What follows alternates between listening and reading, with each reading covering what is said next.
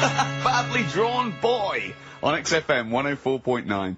I'm Ricky James, with me Steve Merchant and Karl Pilkington. I'll tell you what, the Sonies then. Oh! This Thursday at the Grosvenor House Hotel. Yeah. Everyone in Radios Anyone has entered their show in different categories saying, oh, you know, they get it down to, you know... Winners this year included the brilliant Dominic Mohan, former showbiz editor of The Sun. Lots of people won. Lots of people won. Lots of people won gold. Lots of people won silver. Lots of people won bronze.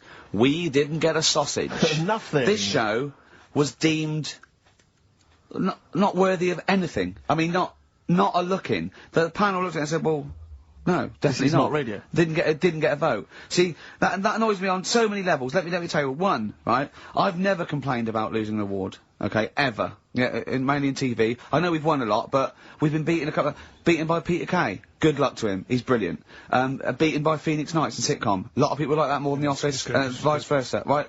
No qualms. But the shoddy shite that I heard that night beating us, I was furious. I don't understand. There's people, regional, it sounds like hospital radio, right? I mean, I shouldn't even be on XFM. I thought, you know, it's beneath me. Yeah. And I thought, well, give them a hand, right? Let's show them. And I want to know who the panel was as well. I do not believe it. How can they I was looking back over some of the shows, right, before I go to Karl, and I've just done a little excerpt of, you know, a trailer of what we do, what we're about, and I don't know how the panel could overlook it. Play a bit, Karl, please. Shaking her muff, minge and tits around does not make her a hoe, then what does? These kids at school with big heads. Karl, what are you talking about? Shut! Oh, my name is Holy Fuck. Right, there's this monkey that was on a train station. Right. What if you mean cock to mean penis? But it was my Down syndrome son. Oh, chimpanzee, that monkey news. So we've still got monkey news coming up. You're an idiot! You know what I mean? That's, to me, quality broadcasting. I don't know how they can say that isn't worthy. That's what we sent in to the Sony people. They listened to that. How they didn't think that was dynamite stuff. It doesn't make sense. You know, I've been thinking about this since Thursday, because I've been a little bit down in the dumps. Yeah. What I think it is that with the TV show, the TV stuff we've done, Rick, we put a lot of work into that. Yeah. We get the script, we got the script, we spend a lot of time on it. What this show is about, it's very much about spontaneity, it's about our personalities, and I don't think we're ever going to win an award for our personalities. I think that's where we're going. Do you know what I think? I think that when we're together, we're the auteurs of The Office, and, you know, and we're strong on it, and we're just two, we write it, we direct it, you know, we cast it, we even worry about the font and stuff on the, you know, we do everything. There's a weak link in our midst, I think. On the radio show? Yeah. Right, well, I'm just trying to think what the common factor is, because on the award-winning TV show, it's just you and I. Yeah, I don't know. Well, I'll tell you what, can we play a record and let me think about this, because there must be something. There's got to be a factor. That isn't in The Office that's in this, that means that The Office is award-winning, and this is a pile of shite. Brown Sugar by the Rolling Stones on XFM 104.9. I'm Ricky James with Steve Merchant, and with us, Karl Pilkington, the third member of this team. Me and you do The Office. Award winning. Yeah, and us three do this show. No awards. Nothing. Karl, what are your thoughts? What do you think's wrong with the show? Why do you think the panel listened to our show and said that is awful, it's not actually a radio show? Well, can I just point out, so many people may not realise, that last year we won a bronze, so we've actually gone down, we've actually slid off the list entirely. I know, but I mean, but Karl wasn't really as involved last year. Well, I remember last year it was very much you and I. Yeah. I mean, we just started out on it, yeah, so I mean, so you can't really compare. Hold on, though. Well, interesting. What do you think, Karl? What do you think the reason is? Thoughts, Karl? Any thoughts? I see what you're getting at, right, but... You're not stupid.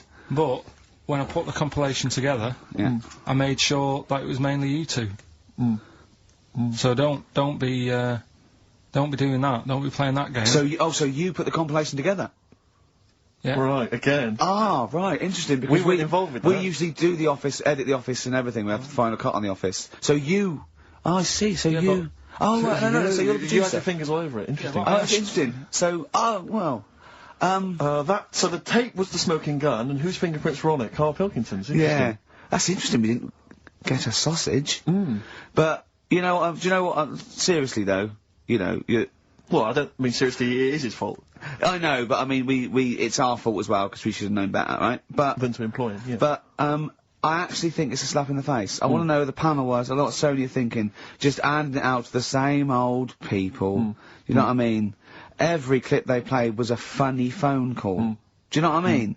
And so Did we send any of our funny phone calls in? So if anyone cares, I think we should knock this on the head as a protest against Sony. As I say, I've never complained before about legal, but I mean this one. Don't know what they think. I want someone on the panel. It was entertainment. I want someone on the panel to phone up and say why they think this show is rubbish. Well, I'll apologise. Well, I'll not apologise if they stand by. If they tell me why, you know, because you know, listening to that clip there, I can't see anything wrong with that as as sort of daytime radio. It's interesting. I mean, I don't think our number one fan, Dickie Anderson, Richard Anders, was on the panel, although he here has emailed in. He's got a couple of thoughts as to maybe why we... What is Dickers doing, man? Dickers says, commiserations on not winning a Sony. I can't believe you didn't win, naturally. I mean, apart from your show's obvious lack of quality and effort, having a monkey for a producer, offering the biggest load of tat as competition prizes, saying hairy Chinese kid 48 times every show, Rockbusters, not bothering to turn up for weeks on end, only having 3 listeners, introducing the comedy characters Camp David, Harry Fook, which I think he spelt wrong there, Stephen Merchant. I'm not a character. Apart from insulting every race, religion and sexual orientation, bickering like schoolgirls... We haven't done everyone yet! We have not insulted everyone yet! There's loads to go. Despite the fact you generally bring misery into the lives of anyone who listens, I thought you were surefire winners. Better luck next year. Well... I mean, a couple of constructive, criticisms there, but generally, I still can't nail it. Was he on the panel? Well, I don't think so. Well, he's a fan, so... Yeah. Well, no, he's clearly a fan. I mean, he obviously loves the show. Because he's... I mean, he has hit the nail on the head. Oh. Which... Yeah. But, what should we do? Should we give up or should we try harder? That's always my dilemma in life. Sure, yeah. I mean, I've always gone for the first one. Give up? Yeah, why bother? Yeah. If they can't see, just give us the award. And then worry about it later and we won't let them down. Yeah. Now, they've got blood on their hands. We're gonna... Yeah. What should we do? To give a couple of months notice? I think so. Okay, well, there you go. I mean, seriously, I mean, I think... I'm not being wacky now. We haven't told Andrew, but... I think we've won our course with this show. Yeah. So let's... Okay, we'll give it a month, and it's because the Sonys didn't give us anything. Play a record. Yeah. There you go. You got to do a bit longer than that. No, we haven't. Got to give a month's notice. No, you got to work till about September if you're gonna... No, we haven't. No, we can give a month's notice. Whatever they give the money back somewhere. Well, you give your money back. Yeah, I know. What are you going to spend your 80 quid on? True. By the way, Red Hot Chili Peppers on XFM 104.9. So, a few more shows. And I hope Sony are happy. They should encourage... we've only been radio, a couple of years. Exactly. Trying. You encourage young talent like you. Yeah. Instead of giving it to Radio 1 and Radio 2 and... The old war horses. We just had a quick email. I wonder if you could answer this. It's James from NWM. He says, Ricky, is Karl going to be on this week's show? Please let me know, as I may listen if he's not. Sadly, he is here. I mean, people are already turning against you, Karl, because they've seen what's happened. Yeah. I think they've probably realised that we've I think we gave him too much. I think we've got a spoiled sort of kid in our hands. It's sort of like, we knew how bad he was, but we were trying to sort of bring him out of his shell a little bit. Yeah. You got to encourage sort of, children like Karl. Well, yeah, exactly. Just sort of fend for themselves. But I like the fact that Dickie Anderson had that wonderful rant. It was an articulate email. It was quite long, and he must have typed it immediately. I'm thinking, because he's a fan of the show and he thinks I'm a genius, we need a PA. Sure. Don't we? Yeah. Do you reckon he'd come and work for us? Well, he can't be any worse than what we've already got. I know. So, there you go then, we're giving up radio. We're going to concentrate on television. Karl's going to probably go back to what, just doing your sound? The thing I won a silver for at the Sonys. Funny that, isn't it? Oh, you won a silver, did you? I got a silver, yeah, what was that for doing the proper job that I do here in the week. Well, no, it's 2 of you for a start. Yeah, well, there's 3 of us. Can't even get a bronze. Now, who's the weak link? Right? Well, bit weird, isn't it? Let's not argue. We haven't got many shows to do. To be fair though, this show is I think it's more to do with the fact that you talk on this show that has brought us down. Right, I haven't said anything hardly today. No, well, this is an award-winning show, potentially. We'll add this one in for next year. If you could just keep stum, we might have a chance. Alright. Well, coming up, right? Karl. Let's put it behind us. Okay. Let's draw a line under it. We had a meeting yesterday. We thought we better, you know, for the last few shows, plan it a little bit. And me and Steve came up with a great idea. We're going to offer Karl money to do stuff. Yes. That's the quality of the ideas on this. Yeah. And I bought some money in, little stuff, because we had him showering with our mate Johnny for £1,000 yesterday. Yeah, didn't we just got into a discussion, and then one of us suggested that how much would it cost us to pay you, Karl, to have a shower with another man? And there's nothing going on. No, there's nothing going on. You're just in a shower, normal shower. You're just washing each other, having no, not each other, just yourselves. You're just having a chat. Yeah, right, washing yourselves, having a shower. Yeah. But it's a regular shower in a regular house. It's not a shower in a swimming pool. And he went fine. He got £1,000 out of it. He wouldn't do 900. He got £1,000 out of it. But then we said, and we'll have to watch to make sure you do it. Yeah. And he went, no, that's weird. So, but why? What's it? But this is what annoys me though, right? The whole idea of, oh, what would you do, right? So I bet you missed out there. When we started this chat saying, oh, I wonder what you'd do for money, it did start off with, would you rub Dale Winton's neck? Would you give Dale Winton a massage for 20 quid? No, but you have to say no, 500. We're trying to find out what your price is. What price, Karl, is the name of the show. So would you give, Dale Winton he's got a knot, he's got a bit of a knot, he's stressed, he's been doing supermarket sweep, and he's furious. One of the contestants was answering back, calling him names, and he's got all knots in his neck. You just give him a little bit of a, 5 minutes. A little neck massage. How much would you do that for? He's naked, and it's just a little neck massage. There's nothing going on. It's like... See, there You're naked as well, but it's just the two of you naked giving him a little massage. No, seriously. Would you give him... okay, would you give me a foot massage? For how much? Well, that's what's your price? And what are the rules, though? Can I wear gloves? No. No, just, Let's start off simple. Would you take off my shoes and socks? I'd do it for, like... 50 quid. Okay, no, 20 quid to take off one shoe and one sock, but like you mean it. You just take the shoe off, you go, and as you're putting down my sock, you pull the sock down slowly, you look me in the eyes and go, what lovely ankles. Seriously, how much? What price? 20 quid a foot. 20 quid a foot. That's got to be worth it. So 20 quid, you will take off my, we'll put on some soft music, right? No, I don't need it today. That's what I was saying to you yesterday. You always do. You know what I mean? No, you don't. At the moment, I'm quite happy. Give it to a homeless person. Give it to a charity. Well, get him in here. Well, are you still going to shower with Johnny for £1,000? Not now, because you said, and me and Steve are just going to stand in the corner and watch. Well, we've got to make sure you do it. You might go in there and just, like, wet your hair and come out, pay Johnny 500 quid and go, yeah, we had a shower. How will we know? Sorry, I'm quite interested about the shoe and sock. I'm back to the shower. You just have to wash yourselves. Now, we have to inspect that it's really clean, because we want you to wash certain parts really... Right, well, why have you both got to be in there, then? Well, no, because one of us. Can we just take... yeah. Or can Steve film it? as evidence. Just as evidence. Or I'll tell you what, we'll leave the TV camera in there. Neither of us to be in there, then we can just watch the video. Yeah. Are you a couple of benders? Are you a couple of benders? No. No. But can we discuss further the taking of the shoe and the sock? Because I think there's £20 in. I'm willing to pay £20 to see that. So a little surprise for you there. That's Coldplay here. They're live through there. Thanks. Can you hear me? Yeah, brilliant. Do you wanna say a few words? Do you wanna I'll have a quick word with Chris, lead singer Chris. Chris, good to have you here. Hello. And how's it going with Gwyneth Paltrow? Brilliant. Yes. She's a lovely lady. Yeah, no, I thought so, yeah. I saw her in Shakespeare in Love. She's good in that, isn't she? If you would pass that on to her, just yeah, say well, I enjoyed that. It's going alright. You going to get married, or yeah, so I marry either her or that Julia Roberts woman. Yeah, either one is good. Yeah. I know you're on holiday at the moment in Hawaii. I read in the paper today. No. You're actually here. I'm actually here. Okay. Got to go now, got to go. Alright, just a couple of quick See you later, Chris. Yes, see you, Ricky. So that's the sort of guests. That's the calibre He's of got- guests. We're just trying to up Just things. like Jonathan Ross. We've got guests like Jonathan Ross. That's Coldplay, just popped in. Just pop in. So- So if you're the Sony people listening, you might Brilliant. wanna... And we've still got Karl to take off my sock for 20 quid. Okay? Let's do it now. Let's just get it over with and do it now. Come on, Carl, let's get our cash out then, Nick. There's £10 right No, there. no, you don't owe him, because he owes you 10, so I just have to pay him 10. Okay. Yeah. So, go on then, just take... Not whilst Coldplay are here. It's alright, they've had to shoot off.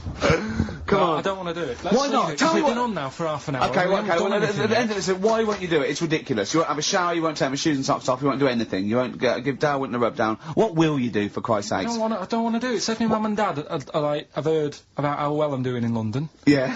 Right? They've heard about, you know, the Sony Awards and that. They're Yeah. talking to the mates. They're saying Karl's doing well for himself. Yeah. Let's have a listen to him on Sky. Yeah. You're tuning in. I'm taking off socks for money.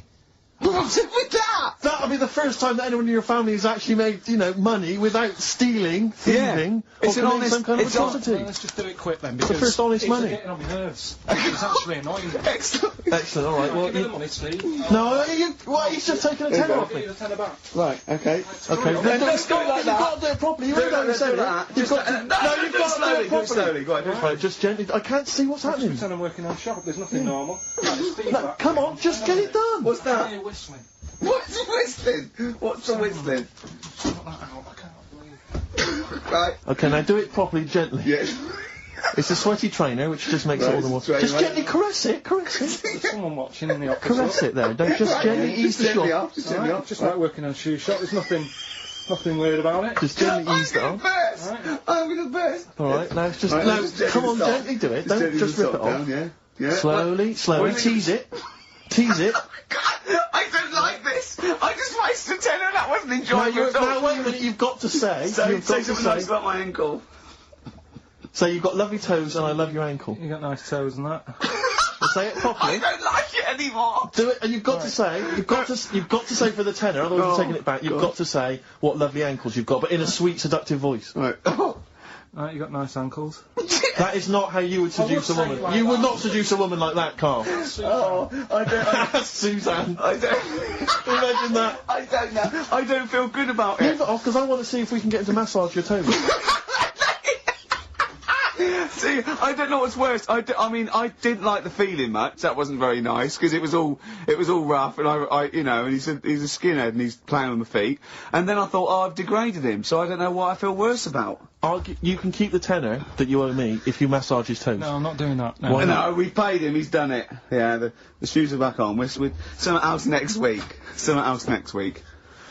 Okay. If you'd like Carl to humiliate himself for money, email in. Well, Suzanne was surprised that I was like, last night I told her about it, and I Oh, said, why did you do that?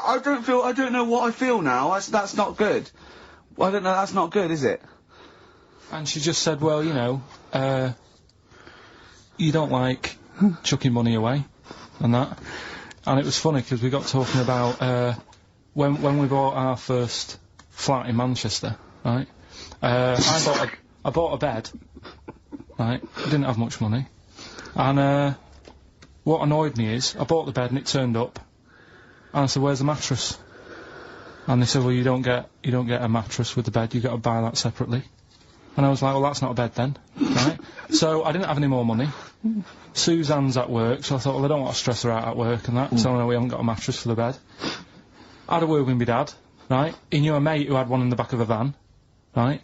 He said, I'll have a word with him, he'll let you have it. Got the van, brought it round, stunk of diesel and that, but I thought, well, it's free, it'll do. Yeah. They brought it up, I stuck it in the spare room. Suzanne got home, she looked at the bed, she said, that looks alright. She said, where's the mattress? I said, it's in the next room, but I thought I won't tell her because Sure. she won't like the idea. She went in, just the room stunk of like petrol fumes and that. Yeah. She said, what's going on? I said, well, it's a mattress didn't come with a bed. So I've sorted you one out, I've got this off my dad. And we didn't have one night on it. She said, get rid of it. Yeah.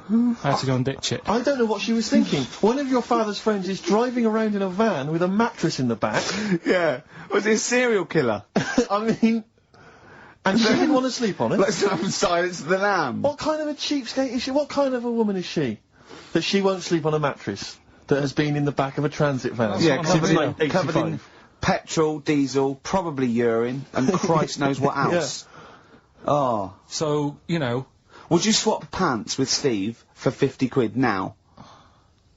You don't have to look at him, you go in the toilet, he takes his pants off in the toilet, leaves them there, you go in, right, you come out with your trousers on, you go in, right, take your pants off, put his pants on, leave your pants in the toilet, come out, you got his pants on, he goes in there, you come out, you swap pants, at the end of the show you put it back. How much?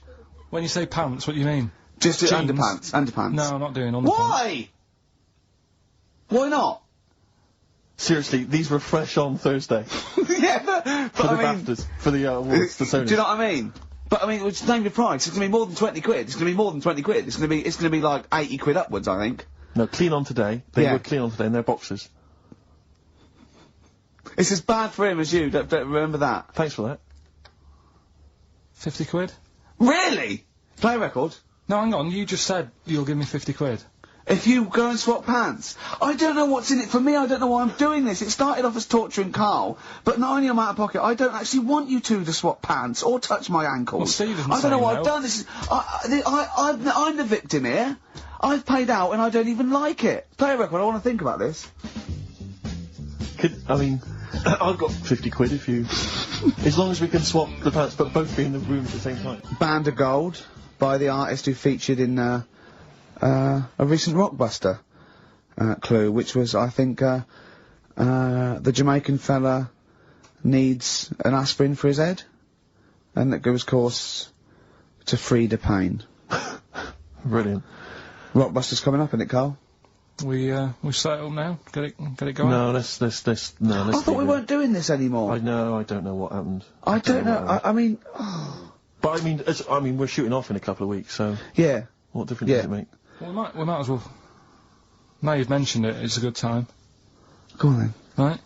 Right? 3 cryptic clues, like the one you just heard there. First one. Cryptic, I like that. Is cryptic a word? First one, my younger brother spotted you the other day. Right, that's the cryptic clue. My younger brother spotted you the other day. The initials JS. JFs for the band. Second one, that champagne belongs to the Boxers Kid. The way he looks up, like, it's Oscar Wilde. Yeah. It's, oh. That champagne belongs to the Boxers Kid. The initials are AM. And the third one, the Vibrators. And the initial B. What? Right? The Vibrators. And the initial is B. So the first one, my younger brother spotted you the other day. Oh, I know that one. That's ridiculous. JS. The phone's going. Second one, that champagne belongs to the Boxers Kid. AM. And the third one, the Vibrators, the initial B. So email in, and you win. We can say the prizes later, can't you? Well, I tell you what, this is terrible. I mean, we didn't even say the prizes. We weren't going to do this. The phone's going. Look at the phones. Are going mental. Alright, well, Karl, did you ever do paintings and drawings at school and then bring them home and your mum put them on the fridge? no, not really. I never brought them home. What, did you just screw them up and throw them in the bin? I just left them at school. Yeah. 'Cause I'd never had a bag. Alright? Radiohead. They're there on XFM 104.9. You see, no, wait, this is giving me an idea because, I think what the best thing about this show is what happens when the records are playing. Because we sort of, that's an example, inarticulate. Yeah? Didn't have anything planned. Well, I started my mouth moving, but I didn't have anything planned. Yeah. Like, Why was that? Why don't you have anything planned there? What? Why didn't you know what you're going to say then? Because, What were you doing when Radiohead was on? I made Karl a new uniform that he has to wear in the second hour. What did I do? You got tissue paper, Yeah. Toilet roll, yeah. ripped a bit off, Yeah. made a little tie for me, and put some in my ears. Yeah, so we had earplugs and matching tie. Yeah. And he looked good, didn't he? Yeah. He had earplugs and matching tie, and I squeezed it in there, and he went, I can't, it'll irritate me. So, I'm thinking of things all the time to make this more fun for me. Yes. And it is just like that. Can I, sorry, a quick question. Just want to raise, Steve, just want to raise a little point. Go on. You say that you're spending most of your time thinking about how you can make this more entertaining for yourself. Yeah. Is it worth ever considering the listeners? Well, I think that if If you're happy, they're happy. I'm not sure that's true. I've been monitoring a lot of the feedback on the email and stuff. Yeah. It doesn't appear to be the case. But that's because Karl won't go along with stuff. Sure. I mean, they could see on the webcam his little matching earplugs and tie that I made. I just did a cartoon that went for £350, right, on the website, right? So that's one now. Yeah, we're gonna do it. We're gonna make it really good. We're gonna give them lots of stuff and signed DVDs and everything. So that's great. 350 quid. Who was it? I think her name was Joanne. It's not definite yet because we haven't got the money off her. Well, she's you know, you got to trust them, haven't you? And so I think people would love to have had a matching. You know, I'd have signed it and everything. Little matching earplugs and necktie made out of toilet roll. Yeah. You know, and he doesn't want to wear it. But I had a great idea for a show, right? We filmed the behind the scenes, right, of each show. So, you know, you get a CD of what went out, but you saw what happened behind the scenes, right? And it follows us through a week, right? And it's called X-Men 3. Ah, I see, because of XFM. Yeah. Right. And then we can film all Karl, what Karl looks like when I'm squeezing his head, what he's like when we're trying to make him touch us, all that sort of stuff, when he's getting all stressed out in the day and we just pop up, right, what he looks like, his little head, everything. And would this be broadcast on TV? Or? I think so. I think Choice, something like BBC Three. Yeah. Yeah? I mean, Again, it's because I mean, I'm very much in the centre of the storm. I'm very much the eye of the storm. Yeah. And I know that I myself would not want to watch that. Really? No, because it's... Any negative, Karl? He was like this when you came up with Cheap as Chimps. He wanted to drop Rockbusters. What was the other thing he didn't like? That other TV idea I had. Yeah, what, putting a baby in a room, setting it on fire and see if it can make his way out? Setting the room on fire. Let's not get silly. No, but he didn't like that, did he? I mean, I don't want to sort of... I don't want to blow my own trumpet, but it does seem to me that my criticism of those things is probably justified. I mean, Cheap as Chimps, where is it now? Well, Donald McIntyre took it. Not really, Karl, not really. It is but a pitiful memory. Both your game show ideas terrible. This TV show idea, I think, again, it's only interesting to you, Rick.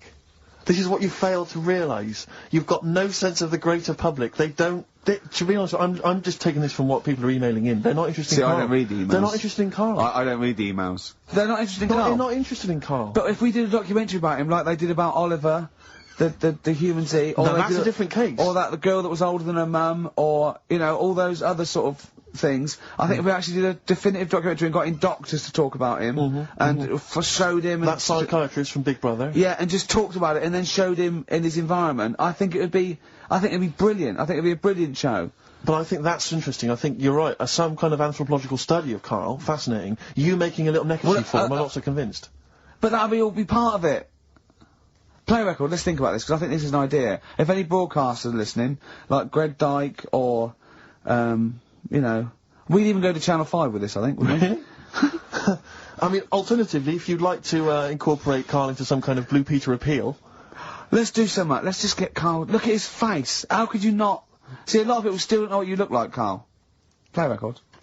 Turing Breaks. Painkiller on XFM 104.9. A couple of emails, Rick, that I ought to notify you about. Holly has emailed in. She wants us to wish her good luck. She says that she's one of 15,000 women who will be walking 26 miles around London starting at midnight tonight in their bras to raise money for breast cancer research. Prostitutes? No, just regular ladies, I think. Oh, right. But I was at a loose end, so that's something for me to do.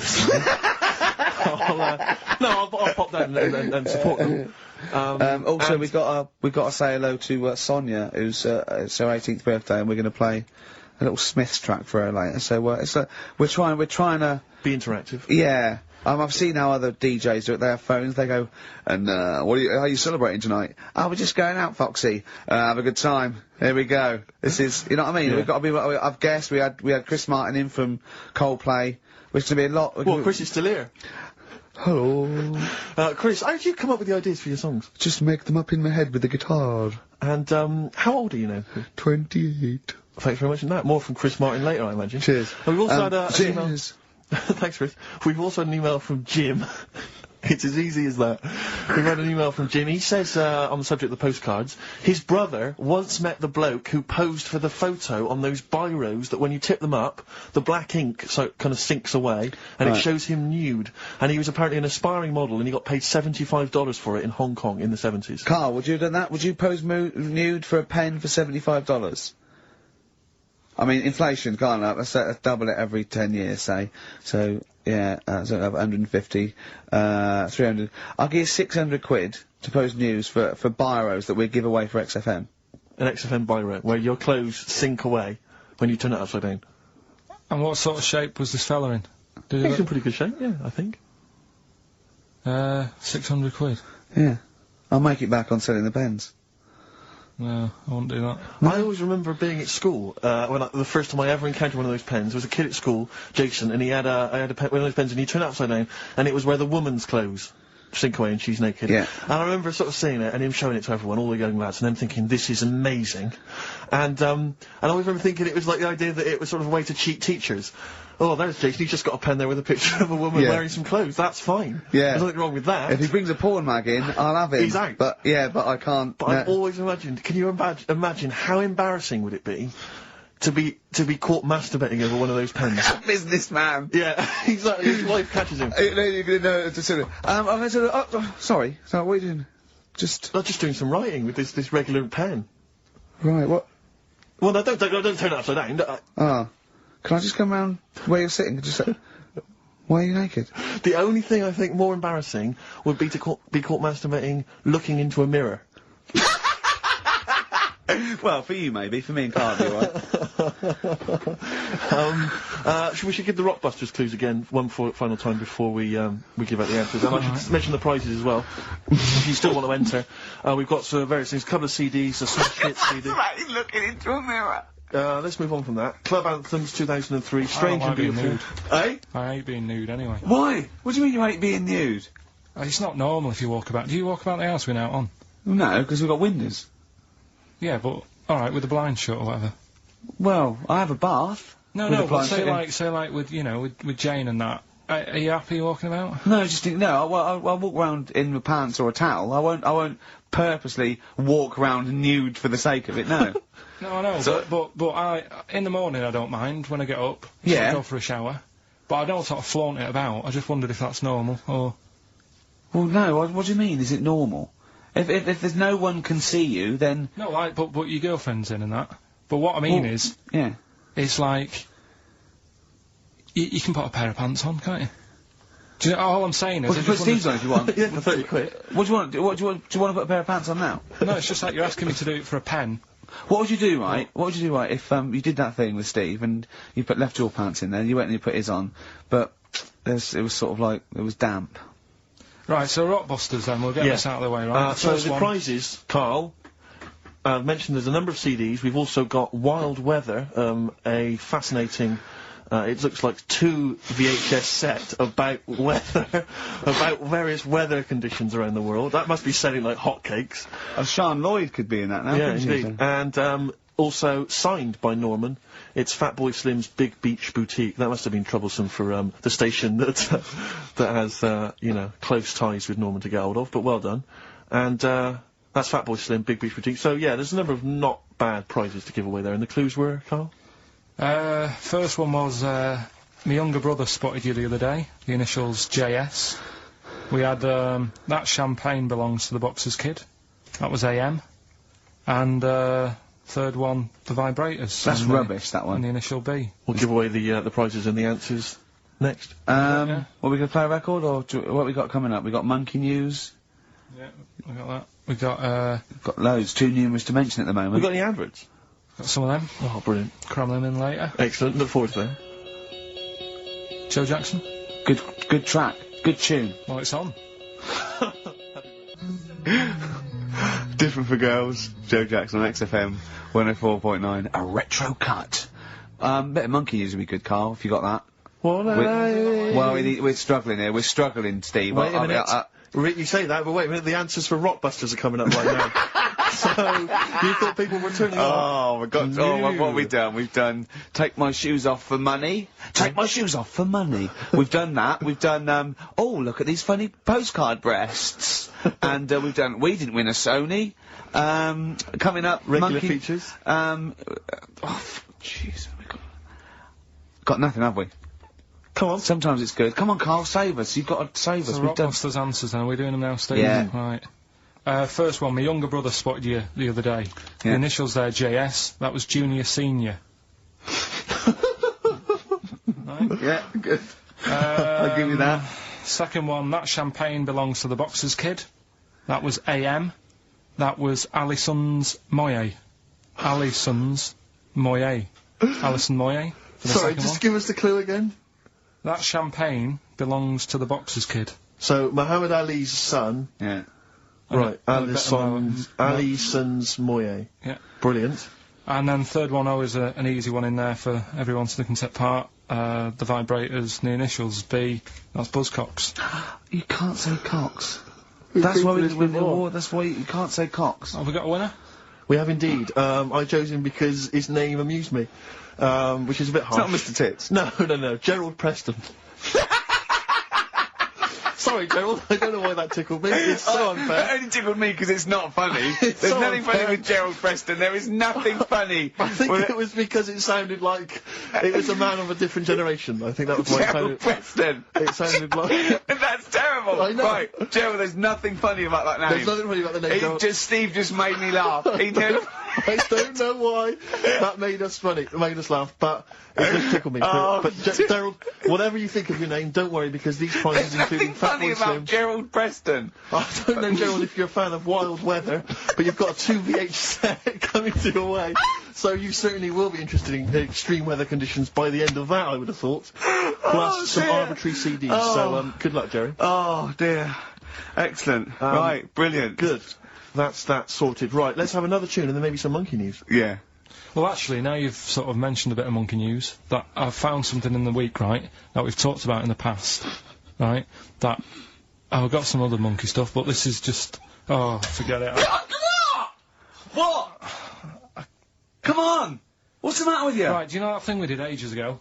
What? When we were out one day and we were talking about monkeys in a room with a PC, and if you leave them in there long enough... Yeah, eventually an infinite amount of monkeys, or one monkey in an infinite amount of time, will eventually type the complete word of Shakespeare, yeah. Right, we talked about that ages ago. Yeah. I said it wouldn't happen. No, it doesn't make sense. You can't say it wouldn't happen, it doesn't make sense. It's a mathematical conundrum. It doesn't Anyway. make sense. Go on. Anyway, right, they got a couple of monkeys. Alright, so not an infinite amount then. Okay, so, alright, but never mind. Yeah. Got a couple of monkeys, put it in a room. Yeah.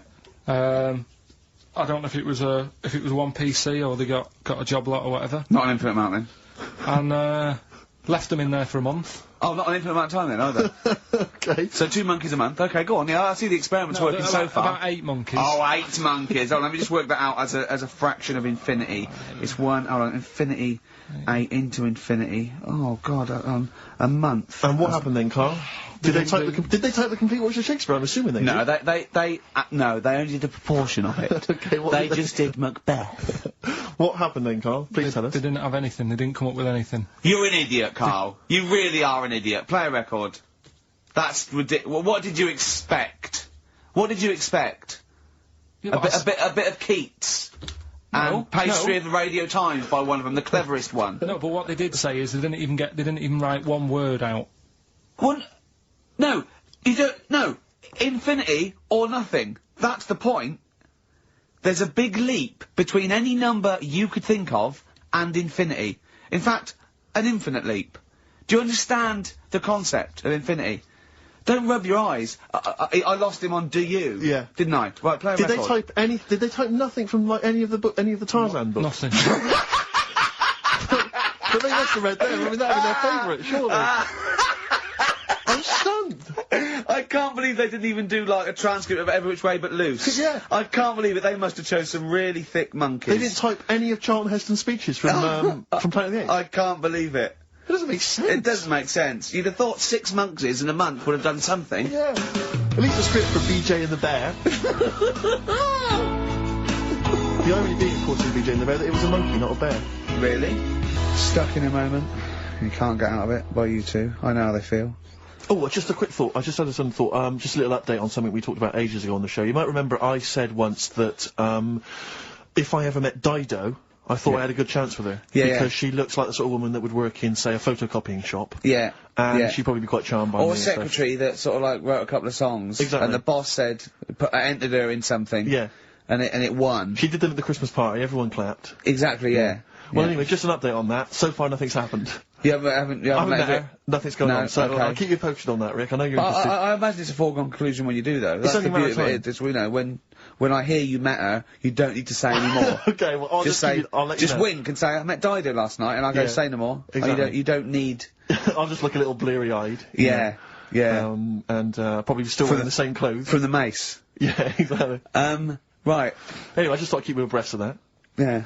All the best from London, Karl. Come on, Karl, cheer up. Talking of You've had a tits, good Karl. week.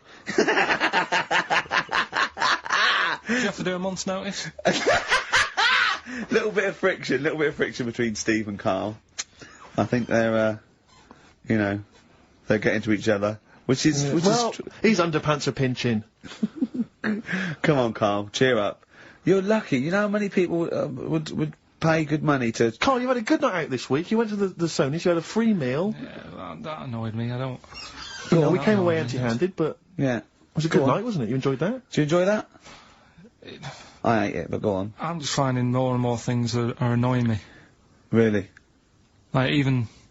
Like, at that Sony's night, right, you've got a lot of, respectable people going to that thing, you know, people who are high up at the BBC and that. Yeah. And just the way, you know, it's a posh night, there's people there with dinner jackets on and stuff. Mm. And then I went to the toilet for a wee. Old fella in there. I thought he looks like he's been in the, you know, the radio game for years, probably done loads of award-winning Sony stuff. Yeah. You know, all the BBC documentaries they do, in-depth stuff, and I thought, you know, I wonder if I'll be like him when I'm older, I wonder if I'm as good as him. Thinking all that, he's having a wee in the next urinal. Farts. I know. Yeah. He just farts. Old fella in a dinner jacket, probably hired. And I thought, But he's not even showing respect like to they that. try to, they think, well, I better do it in here. And it's sort of like a trumpet. And everyone just goes, yeah, that's fine. What's up with that? You know, yeah, I know what you mean. It's just the arrogance of doing He it. just did it. It sounded like a lost whale. So he just- and he didn't sort of go and try and clinch it. He carried on. And then he went, oh, that was a good one. Really? Old fella, must have been about 70. Oh, dear. And Well, better out than in. Yeah. but it's not though. I wasn't brought up like that. You see, Right. because I did it. I mean, I never really did it that much as a kid. Sure. And then I was at my mum and dad's. You never did it that much as a kid. What, farted? Yeah. Okay. Not just like, you know, as a joke and that. We are taping this for next year's Sony Award, aren't we? We're taping this, what we're talking about now, aren't we? To hand in. Because this is, go on. But I was at my mum and dad's, right? And Suzanne was sat on the floor in front of me, and she was like, "Oh, rub me neck, it's hurting." So I thought, oh, and I hate doing that. It really it bores me. Well, right? she's your girlfriend, for goodness I sake. know, Dale Winton's different, you're getting paid for that. Go on. So I thought the only way to shift her, I'll let one go, right? So I did that. I love that! It's such a loving relationship. I love that! That's great! So Like she's- doing the washing up badly. Yeah. She won't ask me again. What have you done? I've smashed the cups up and I've written in excrement across the wall. Well, that's no good, isn't it? Well, I won't do it again Give me then. the marigolds, I'll do it. I've nailed the cat to the fridge. What's up with that? Yeah. Go on. But yeah, so I did that, and it worked. She sort of got up and said, "Oh," and my dad said, "What you do that for?" Yeah. What was he thinking? So I said, "Oh, I hate rubbing her neck. Does me head in." So he says, "You know, I've never trumped in front of your mother for 40 years." Sorry, where was this? Chigley? Why is this family talking like this? Young Karl, I've never trumped in front of your mother in 35 years. What? I don't know what... No, it's just that he said, you know, we've done a lot of things in the family that I'm Hold not on, proud what of. and did he say that for? What, he's never trumped in front of your mother? He just offered that information up. Well, he just was surprised that I did it. He said, "Where have you got that from?" Yeah. Whoa, you're lowering intestines, I thought. What do you mean? Imagine there's a class of farting. Oh, we haven't told our kids about farting. He doesn't do it. We haven't told him about it. We haven't. No, we don't do it in front of him. You have to learn it, do you? No, but there's a place. That's what I was always told. Go on. There's a place for that. Cornwall. So, and my mum, you know, it's the same. She doesn't do it. Right. If she goes to the toilet to, you know, do what you got to do, she makes sure, like, she'll sort of say things like, "Are you going out for a walk?" Are you going out for a walk? Does she think? Does she know that you're broadcasting this? Well, yeah. She's probably around at the neighbours now, listening. Yeah. Any of you going out for a walk? Yeah, just at the door. So she waits until everyone's left, or? She doesn't like the thought that everyone... Do you know, like, cats don't like you staring at them when they're doing it? I've never stared at a cat while it was doing anything. Have you ever had a pet cat? What do you mean? Yeah, go on. No, it's just that cats, you know, if you get them a little litter tray, Yeah. I remember being told, like, no, when it does use it, don't sort of go and look at it. But it puts it off. I was the same as a kid. When I had a What do nappy... you mean? Who comes and looks at you when you're on the bog? No, when I was a kid and I was in a nappy, right, Yeah. I used to always, like, there was a corner in the kitchen that I'd always go to. And everyone would be Why do you like... go to the toilet? Because I had a nappy on. Oh, yeah. Right, how old were you? 14th birthday? About 3 or something. Yeah. Right. And I used to always go to this corner, and Yeah. everyone said, right, he's going to the corner, don't stare at him. The thing is, I can so imagine you because you've got the same head. Yeah, you look like a baby. It's just the baby's head. Put that. Would you put a nappy on for 50 quid? Now. Yeah.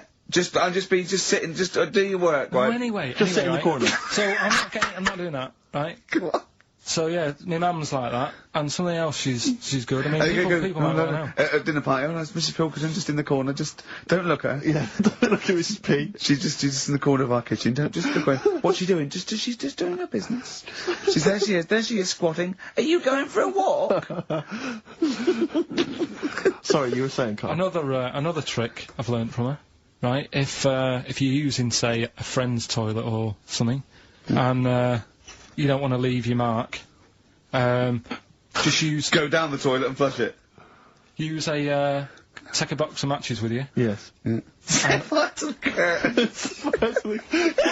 the girls calls it a distraction. Burn the place down, have a wonderful crap, and just leave when the fire brigade get there. Forget it.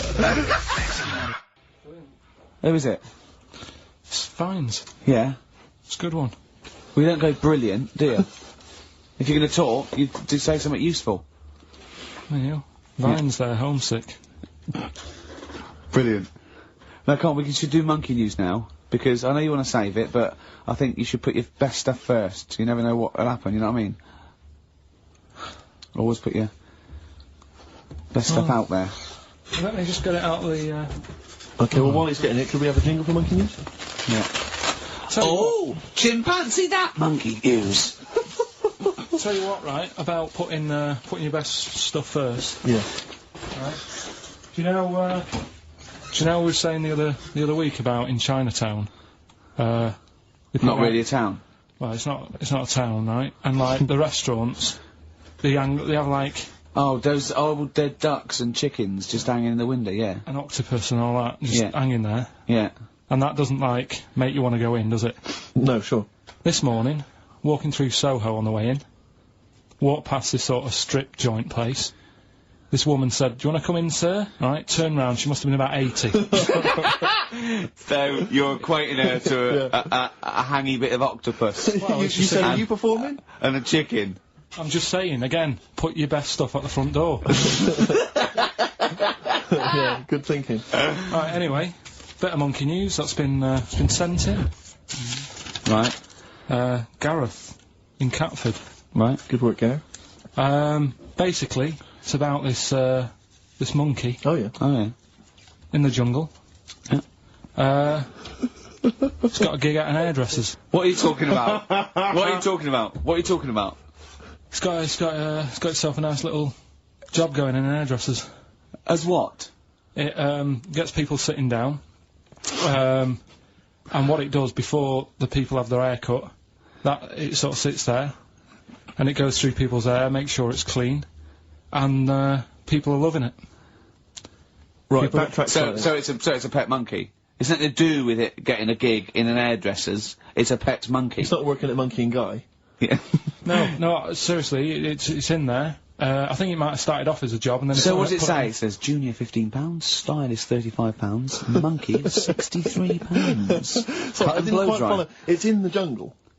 It was wondering about. Maybe it did But start it looks good, its hair looks good, someone thought, hang Yeah, on. but never ever, you see, people make that mistake with hairdressers anyway. I always say, well, if the hairdresser's got a good haircut, go to where he's going. Right. Right? Because that's what I thought when I read it, about having a good haircut. How often right? do you go to the hairdressers? Well, not that much anymore, but I used to always think that. Yeah. You used to go to a bloke who told me had his shack on a railway bridge that used to shake when a train went over. Yeah. Because it was £2. Yeah, but before that, I've never had that much luck with hairdressers. Before that was another place, and it was run by sort of, you know, these sort of wannabe gangster type people. Oh yeah.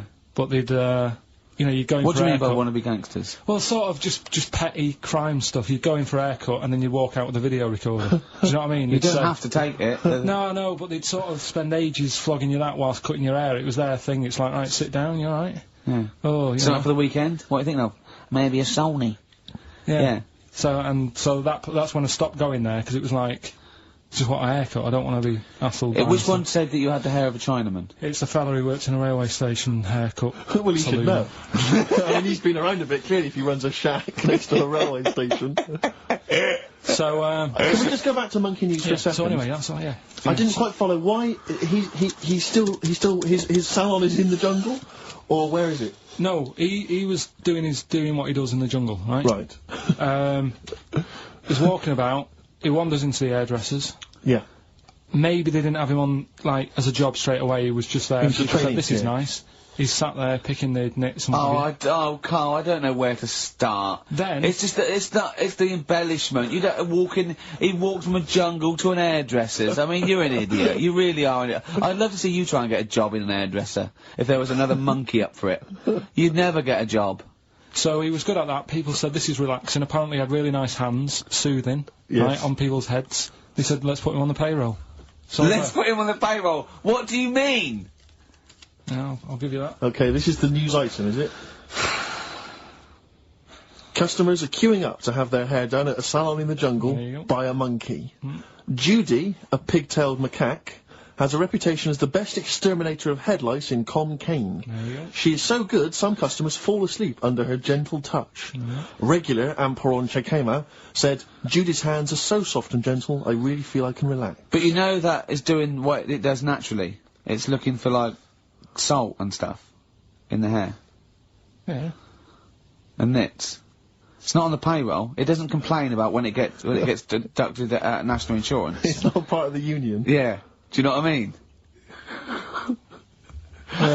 But a good monkey news, you know, backed up with good tabloid journalism. With solid Yeah. evidence there. So, Now I think maybe we should start marking the monkey news, Rick. I don't know what you think, giving it marks out of 10 maybe. For both interest and validity. well, for interest, I'll give it 7. For Karl believing that there was something to this monkey, thinking it had a job and getting paid. But it was also doing kind of perms 2. and colouring. 2. Yeah. Ridiculous. Again. Ridiculous. More monkey news next week. Hopefully let's just hear that jingle again. Oh, chimpanzee that monkey news. Peace Train. Isn't that brilliant?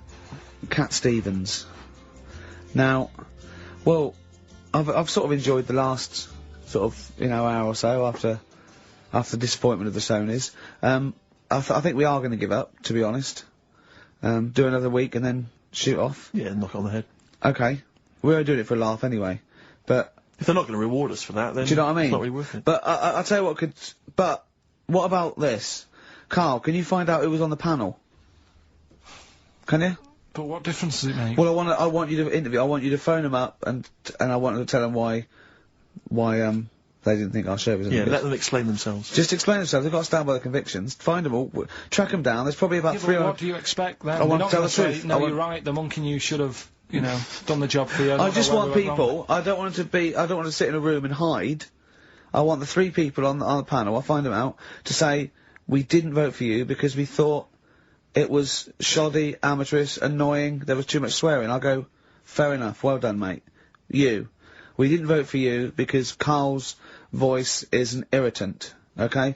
Okay? Well done, mate. You're alright. We didn't vote for you because, Gervais, you're a fat, useless git who understands nothing about broadcasting. And your Now mate that guy knows Steve... something. yeah. And I'll go, right, I'm not so happy with that, but at least you told the truth. Yeah. But Get them on the phone. Find out from Andrew. I noticed none of them have mentioned me, which is good. I They know, also yeah. think I'm pretty good. Yeah, yeah. They probably all love Steve. No one likes to pick on an invalid, though. Do you know what I mean? I'm just... We got a player request here for, what's her name, don't leave it, Steve. Sonia, who's 18 today. We couldn't find William. It was really nothing wordsmith because, whoever is in charge of the library, I mean, they probably won an award for it. But, you know, she didn't ask for 4 non-blondes, so I found There Is a Light by the Smiths. So, a week to go. Blur, and Out of Time. They're joking, there's 2 hours to go. On XFM 104.9, I'm Ricky Gervais, with me Steve Merchant and Karl Pilkington. A new leaf, bit of a blow at the, Sonys. Not like that. I mean, you know, we were taken aback. Speak for yourself. Yeah. We've got guests. Jonathan Ross won, and he has guests, so we're gonna have guests in. One of which is, sort of a tie-in. He's gonna explain himself. It's, Dr. Fox, Dr. Neil Fox. Popped in for a chat. It's a pre-record, we've got that. Although live, in the second hour, we're gonna have a chat to the girls from Tattoo, who are, upstairs at the moment in Capitol, and they're gonna pop down and have a little chat with us. So we're really trying to, you know, make this more of an interactive show. We don't know yet whether we're gonna give up, or not. It depends how this show goes. Yeah, look forward to that, but we've got some great, we went down to the big library, so we don't have to rely on 4 non-blondes and the, you know, the 2 jam tracks that are up here.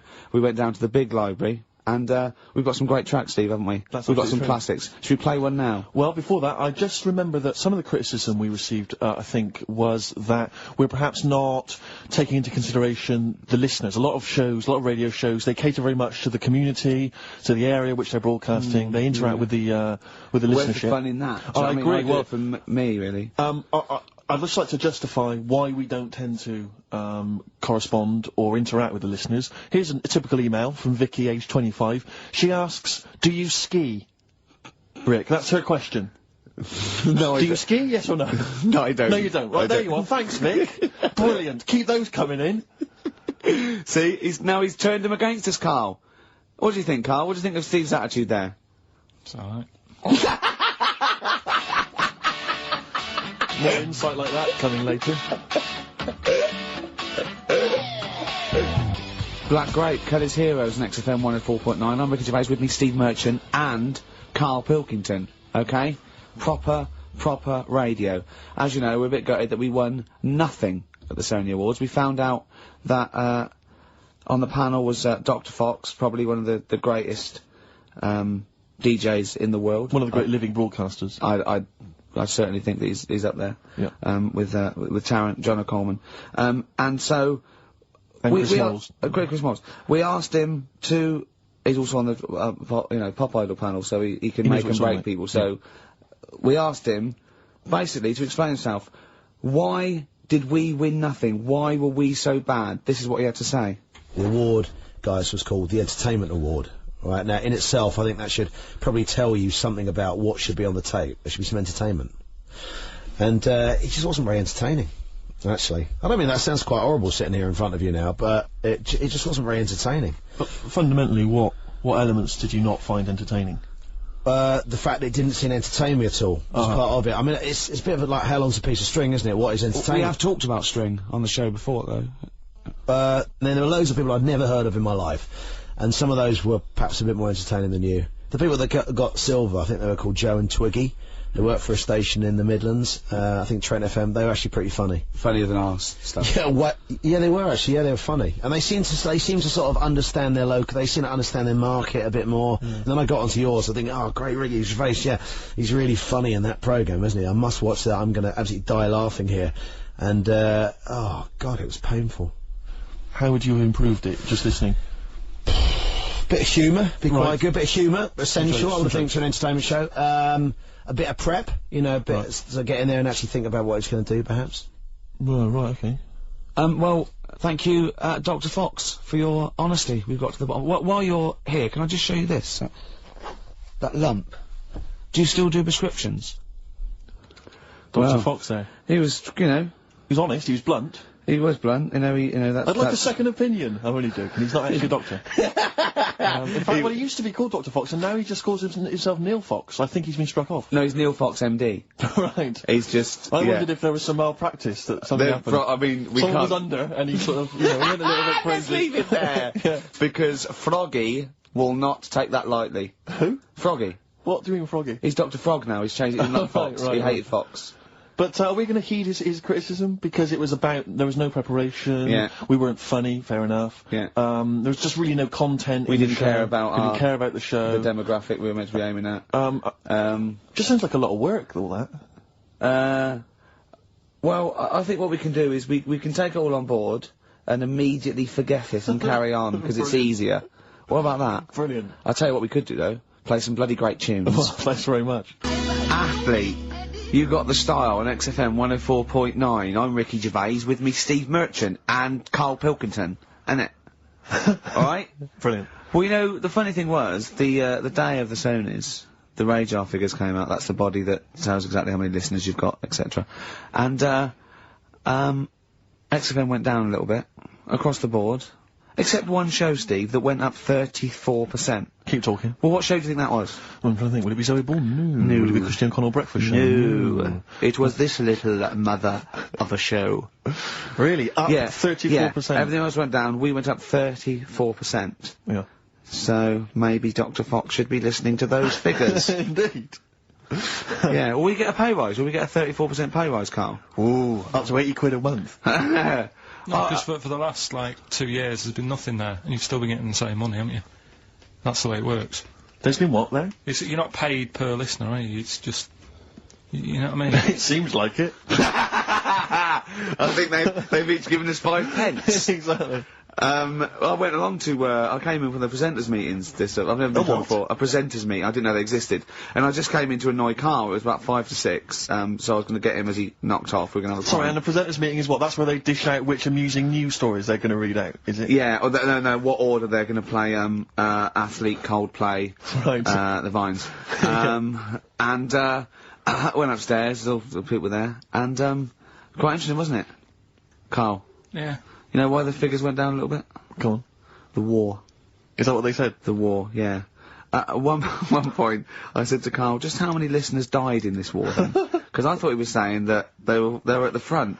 Yeah. Or XLM listeners went, well, I'm going. Yeah. I'm going to Iraq. Well, the reason our listenership Tell Zoe to tape it for me. The reason our listenership went up is that just tells you who's listening to us. Cowards, yellow bellies, children, women, People with fallen arches. terrorists. Oh dear. Yeah, it was quite a good meeting. Now I saw some... So what exactly, is there anything I missed out on? Is it important No, they information? just, it went down a little bit, except our show, which went up 34%. Up 34%, but no awards remember for that. And then you went out afterwards, didn't you? Yeah, we went to a bar to have a couple of drinks and that. Yeah. And then, a few of them went onto Stringfellas. No, they didn't. Well, some of them did. Zoe Who? did. Zoe and, a few of the office people and that. I went home. Stringfellas? Yeah. To what? To watch lap dancing? To beat... What? Yeah, that's what goes on there, isn't it?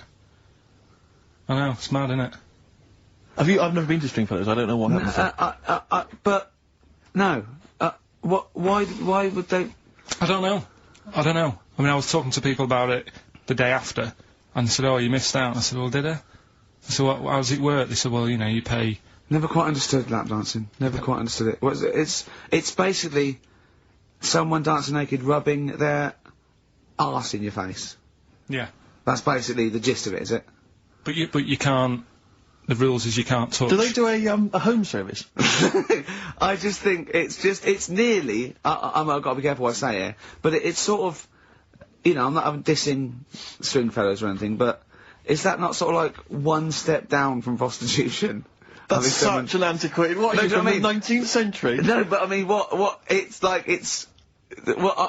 I don't quite understand it. I don't get it. I don't get it. Because the thing is, I said, how does it work?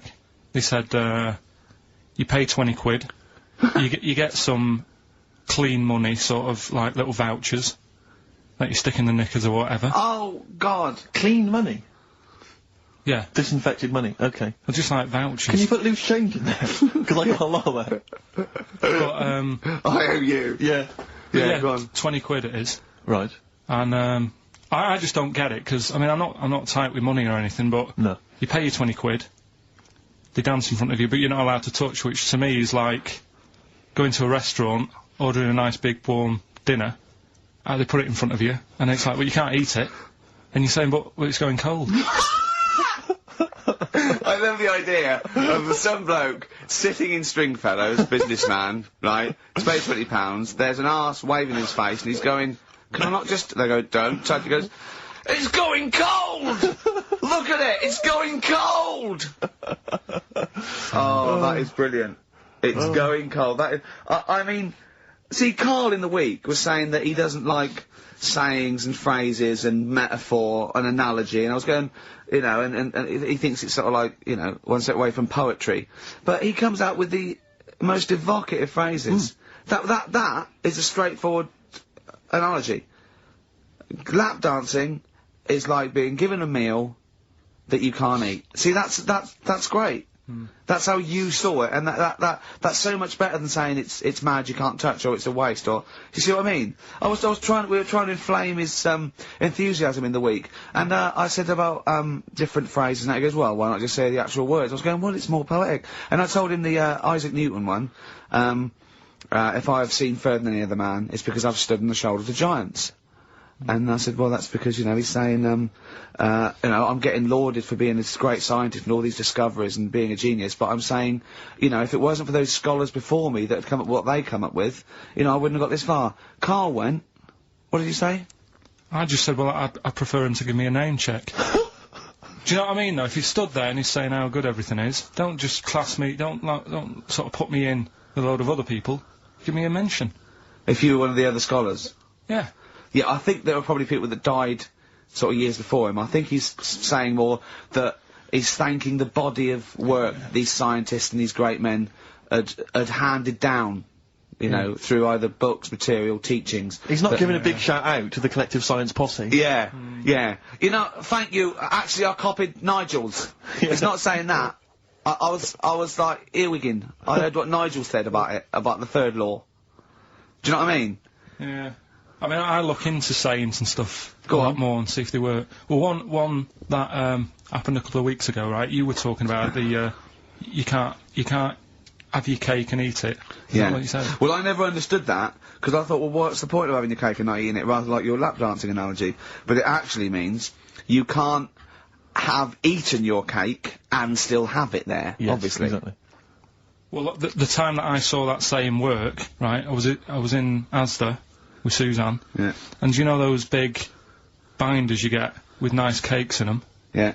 for birthdays and that? You can get one with like David Beckham on the front of it. Yeah. You can have one with, you know, Thomas the Tank Engine if you want. Ricky Gervais. Yeah, Yeah. you can have one of them. And I saw one of those comedy ones where it is like a big pair of breasts. Yeah. And that is when, you know, you can have your cake and eat tit. Play record.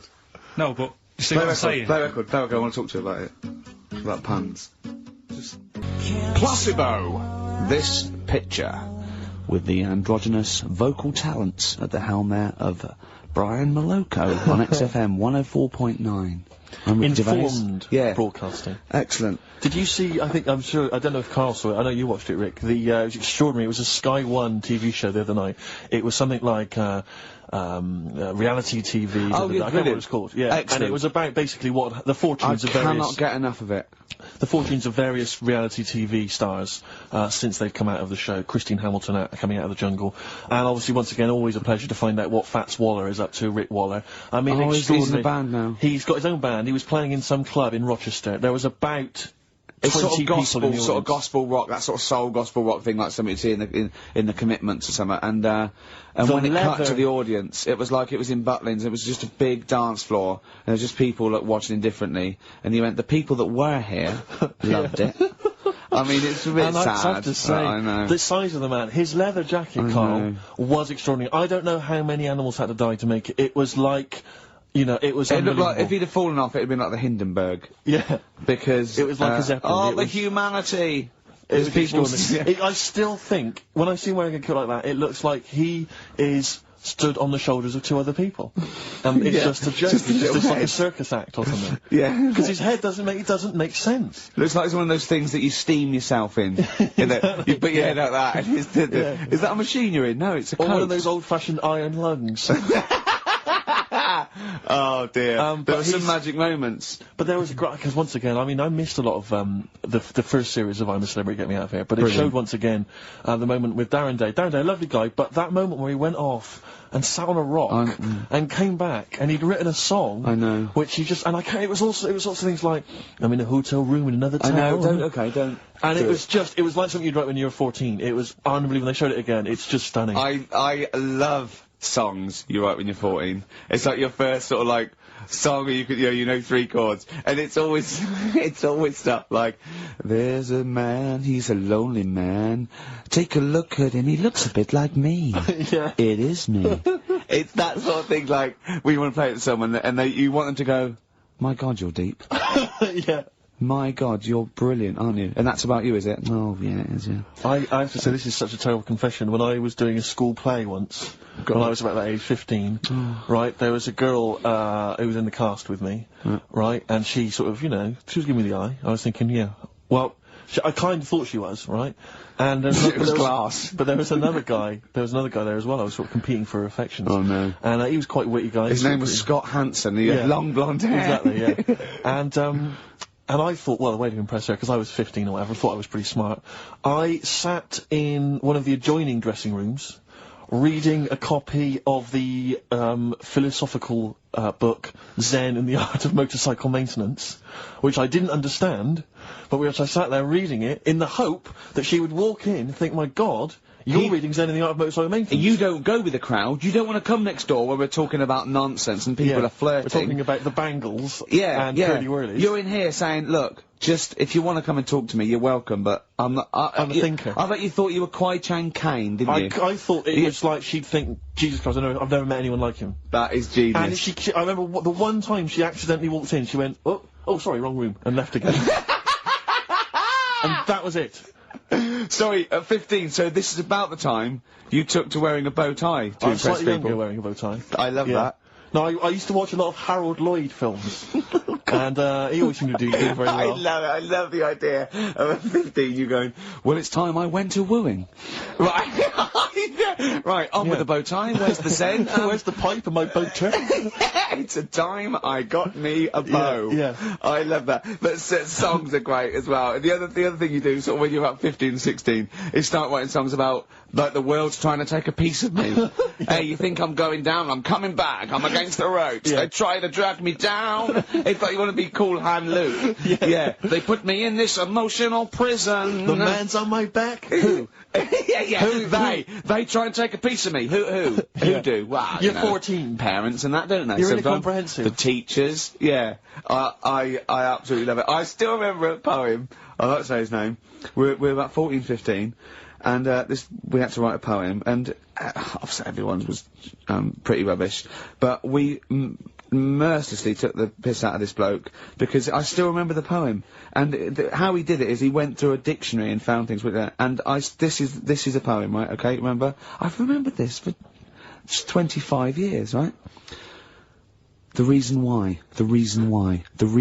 I had to die, did I bleed the blood of greed, what was my destiny? And when we hear this, we were laughing. I mean, for a year, we would go, what was my destiny? It was just great. Can I hear it again? I enjoyed The reason why I had to die, did I bleed the blood of greed, what was my destiny? Oh, that's almost as catchy as Monkey News. Oh, God! Oh! I've got some monkey news for you. Let's play a record and come back, and I've got some great monkey news for you, Carl. That's from the R.E.M. album that people tend to forget about now because it was so kind of poppy and such a massive hit out of time, but there are some good tunes on it. And there's one of them, Near Wild Heaven. Excellent, on XFM 104.9. Carl. Go on. Watching a programme yesterday, and it was about these Japanese snow monkeys.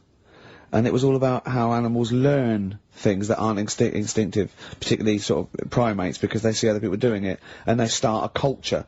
And they can pinpoint when one monkey first went down and got in the hot water springs and stayed there because it was hot, and the others copied them, and now it's part of almost a culture, you know, that won't be handed on because it's not instinctive, but has to be learnt each time. And you know, and they groom as normal like other monkeys, right? But they're really intelligent, and obviously the reason they groom other people, other monkeys, is because they eat the mites. But also the monkeys have learnt they like being groomed. Okay, so they showed this one monkey. It went to a deer, okay, and it was grooming this deer to get its mite off it, right? But then it didn't eat it. It held it in its hand. It went over to a monkey, put the mite on itself to show the monkey it had a mite, and got a free grooming. That's extraordinary. That's extraordinary. That is because it extraordinary. gave up the food, knowing that if you put one there, this monkey would look for mites on it, and it would get a free grooming, and it was like having a little massage. What do you think of that? It's not bad. I've got some better stuff coming up later. On Monkey News, on the official. Yeah, Monkey do you News. see that? Just see what mine though. Mine's true. I mean, that's an interesting and It extraordinary. actually happened. It's discovery. social behaviour amongst primates. So I saw it. I saw it was, you know. Did it rob a bank, Rick, at any time? It didn't rob a bank, and it didn't open a hairdresser's. So that's what you're letting. That's what you're letting yourself It's down. not. It's not quite good enough, is it? My Monkey News. No, I've got some. See the difference where I named the species, explained it slightly, told you an interesting fact, as opposed to there's this monkey, right? And Look at him looking at you. Yeah, He's not interested, Rick. Can I tell you now? Can I try and describe for people the face that Karl has? I'll tell you what it's like. It's like if you draw some eyes, a nose, and a mouth on a balloon, and then inflate it to about half full. That's what Karl's face looks like.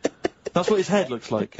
It looks like a face you've drawn on a balloon. Very small, the rest of the head huge. It's just that today I'm a bit tired, right? That's one thing. Why are you a bit tired? I just haven't been sleeping, right? Why not? I don't know. I've got a lot going on in my head. Oh, if this would be like The Simpsons, if we could actually look in there, there would be two monkeys grooming now. Plus, you've been talking about like stuff that I can't relate to and that. So I'm What, writing poetry? Like what? Reading books? you know, What? doing poetry and stuff. I never did any of that. What did you do? Well, at school they didn't bother. They tried to get us to write more, right? Right. By Giving you a pen? well, they used to give us these school diaries, Yeah. little red book, and it was a way that they kept an eye on what you were doing out of school hours. Right. So some kids would write down, you know. Stole a bike. Yeah, Burnt a right. house down? Yeah. But when I was at school, around that sort of 12 age, I didn't get up to much. You have no money, there's nothing you can do. So every night it was the same thing. I'd get home, and I'd have to go to the shop, right, and get some potatoes and some bread every night, right. And I kept taking this into school. Sorry, what was it? Dublin in the 17th century? Yeah. What do you mean every day you went to the shops and got potatoes and bread? That's kind of what I had to get all the time. That's what we had. Why? What did you have? Chip sandwiches? Yeah. Right, And, so you went to the... you went there. So I kept With your hoop putting and that. stick. Yeah. I kept putting that in the diary, you know, every night saying went to U Phase. That was the name of the shop. Yeah. What is it called? U Phase, What is it, you or you? like H-U-G-H. Phase. H-U-G-H, yeah. Oh, that was his name? U Phase, right? Right. Used Yeah. to go there, get the potatoes and Bread. and that. I love the fact someone who's named a shop after themselves. I'm not going to say what we sell. It's named after me or nothing, or I'm not opening. Mainly potatoes and bread. White sliced loaves, King Edward's. And the teacher used to always say, just write something different in there, make something up. Because, like, you know, Monday, Tuesday, all the way through to Friday, every night, it was just, went to U Phase. So you sort of... You Are changed you it to- sure it wasn't an advert? Sure he wasn't paying you to say, get my name in the book? Yeah. The only time that it changed, and she said, oh, that's made it a bit more interesting, was when it was my birthday and I had to buy a cake. Potatoes and a cake. And she said, oh, that's good. Yeah. That was my 13th birthday. My mum said, I got home from school, she said, oh, you're 13 today. Teenager, big turnover. Go and get a cake. That's your experience of writing. No, what? Well, no, kind that's of, your yeah. experience of your 13th birthday. Oh, by the way, you're 13 today, go and get a cake. Yeah. Brilliant, big surprise? Was it a big surprise? Yeah. yeah, that is brilliant. I love it. That's That- the only sort of writing. Well, and they never asked you to write essays or stories? Did you never write a story or a poem or a... The stories I did earlier on were, you know, you made them up, but it was that thing that I'd always end them with, and an alarm went off and it was all a dream. Every single one of them? Yeah. But they didn't, I mean, it was a bit of a... I bought some potatoes and some bread, then I woke up and it was all a dream. Then I went to shops and bought some potatoes and bread. But did you ever do anything that write about an adventure when you were a spaceman, or you were in, you know, you were a cowboy, or... No? All the teachers, like, had scams going on, so, like, in English, right, you'd go in there, and the teacher would say, right, what we're doing today is, got a load of brochures from Thomson, but they say, like, 1983 on the front, so I've got a load of stickers here that say 1984, let's see how many you can do in half an hour. You are joking. Did you go to school with Oliver Twist? Sorry, you are joking. I'm not, that's what they did. So the teacher must have been getting, like, a freebie or something for helping them out. Is this... Honestly, yeah, that's what it was. That is fantastic. They were all at it. They were all other than Mr. Fagan, you had... Yeah. And then when they saw Karate Kid, they had every kid washing their car going, wax on, wax off, hurry up. Yeah. I'm teaching you something. Wax on, wax off, paint the fence. So I'm just saying, you know, that's why I'm a bit quiet, because you're talking about stuff I can't relate to. And why didn't you sleep last night? I haven't slept well since I was about 12. Do you sleep well, Steve? Oh, wait, you can't let that go! I haven't slept well since I was 12. What do you mean? Do you know, like, a proper... I used to love going to bed as like a kid. Yeah. Whereas now it's like, oh, am I going to sleep tonight? And I sort of wake up about 4 times. Right. Whereas when you're a kid, I remember really loving, like, going to bed. There was one time where I actually laughed myself to sleep because I couldn't believe me luck. There's something wrong with him. What do you mean you laugh yourself? Have you ever had it when you're really tired and you get in bed and the pillows feel... Yeah, it's all cold. Yeah. And it's like, I can't believe this. Yeah. And it happened twice. Once when I just went to bed and I was really looking forward to it, and also when I helped my dad out once, like, through the night. He worked at this paper company, right?